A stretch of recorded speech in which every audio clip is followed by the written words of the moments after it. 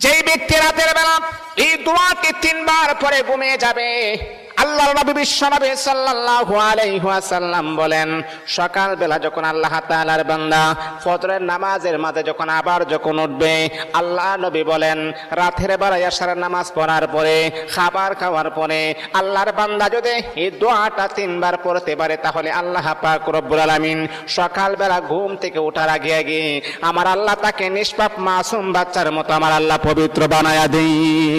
দোয়াটা সবাই আমরা জানি, আমরা সবাই কিন্তু দোয়াটা জানি, কিন্তু আমরা আমল করি না। দোয়াটা হলো আস্তাগফিরুল্লাহাল্লাযী লা ইলাহা ইল্লা হুয়াল হাইয়ুল কাইয়্যুম ওয়া আতুবু ইলাইহি লা হাওলা ওয়ালা কুওয়াতা ইল্লা বিল্লাহিল আলিয়্যিল আযীম।